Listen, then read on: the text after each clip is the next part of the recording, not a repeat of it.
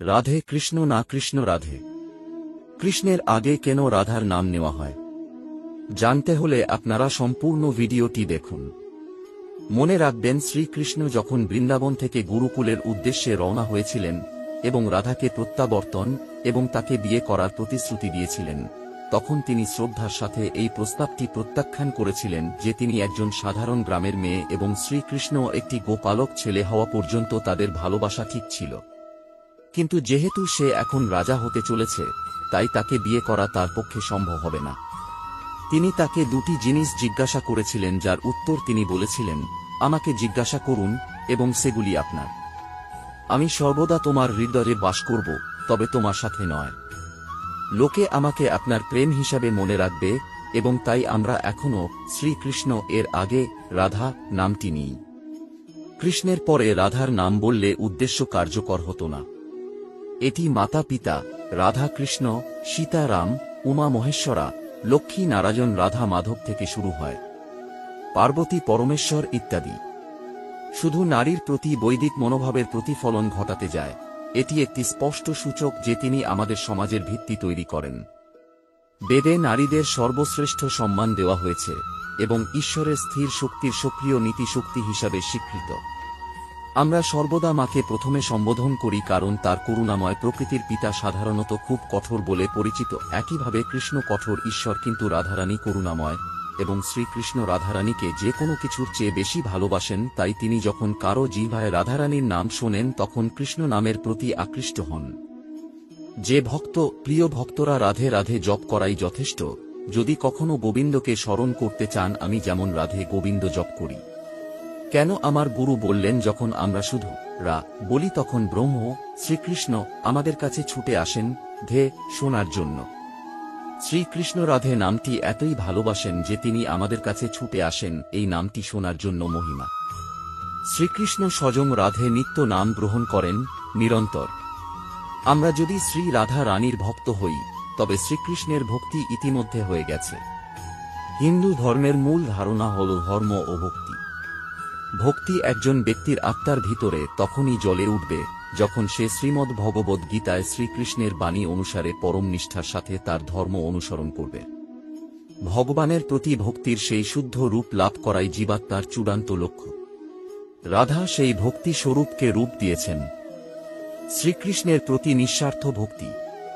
শুধু রাধা নয়, সব গোপিকা তারা এতটাই নিষ্পাপ ছিল এবং কৃষ্ণকে শিশু মনে করেছিল এবং কৃষ্ণের প্রতি অগাধ ভক্তি বর্ষণ করেছিল। ভগবান এমন ভক্তদের হৃদয়ের কাছে ধারণ করেন। এমন ভক্তদের নাম পাঠ করলে তিনি খুশি হবেন। এই কারণেই আমরা বলি রাধা। আমাদের কামনা করা উচিত একদিন আমরাও ভগবানের প্রতি রাধার মতো নিঃস্বার্থ ভক্তির স্তর অর্জন করি। পৌরাণিক কাহিনী অনুসারে কৃষ্ণকে আদি ব্যক্তি হিসাবে বিবেচনা করা হয়। তিনি যখন জাগ্রত হবেন তখন তিনিই একমাত্র সত্তা হবেন, তাই তিনি তার চারপাশে ক্ষমতা সৃষ্টি করেন। তিনি নিজেকে সম্পর্ক সত্তার সাথে ঘিরে রেখেছেন, যাকে বলা হয় হ্লাদিনী শক্তি বা আনন্দ শক্তি, যা পরম প্রেম এর প্রতিনিধিত্ব করে। আমরা অনুভব করি এমন সমস্ত প্রেমের মূল। তাই হ্লাদিনী রাধারানীর রূপে, যাকে সমস্ত ধর্মগ্রন্থে খুব কম উল্লেখ করা হয়েছে কারণ তিনি কৃষ্ণের খুব ব্যক্তিগত, গোপনীয় এবং কম কথা বলে পরিচিত, কারণ তিনি যাকে কৃষ্ণ তারা করবেন। পরোক্ষভাবে এটি জীবন্ত প্রাণীদের একটি বার্তা দেয় যে কৃষ্ণ শুধুমাত্র প্রেম বা ভক্তি তাড়াবেন। রাধা 100 কৃষ্ণের প্রতি ভক্ত এবং কৃষ্ণ রাধার প্রতি 100 ভক্ত, এবং এটি পরম প্রেমের সংজ্ঞা। তাই এই পৃথিবীতে সর্বদা রাধাকে কৃষ্ণের আগে থাকা উচিত, কারণ কৃষ্ণ প্রেমকে তাড়া করেন, যিনি ঘুরে ফিরে এইভাবে চক্রটি সম্পূর্ণ করবেন এবং চক্রটি তারপর অসীম প্রেম চালিয়ে যাবে। তাই রাধে কৃষ্ণ বা রাধে শ্যাম 100 ভালোবাসার প্রতিনিধিত্ব করে, যা সবকিছুর শেষ এবং সবকিছুরই শেষ। জনপ্রিয়ভাবে তিনটি দিককে শতচিৎ আনন্দ বলা হয়। শত মানে স্রষ্টা, চিৎ হল উপাধি, আনন্দ হল প্রেমের মাধ্যমে সম্পর্ক। শত হল কৃষ্ণ, চিৎ হল বলরাম এবং আনন্দ হল রাধা। একইভাবে শত হল রাম, চিত্ত হল লক্ষ্মণ, আনন্দ হল সীতা। শনি হলেন জগন্নাথ, চিৎ হলেন বলরাম এবং আনন্দ হলেন সুভদ্রা, এবং আরও অনেক কিছু। ভগবান শ্রীকৃষ্ণ যখন এই পৃথিবী ছেড়ে চলে যেতে চলেছেন, সে সময় যখন তিনি একজন রাজা শিকারীর দ্বারা তাঁর পায়ে তীর মেরেছিলেন, তিনি সবার কাছ থেকে বিদায় নিচ্ছিলেন, ব্যক্তিগতভাবে দেখা করে নয়।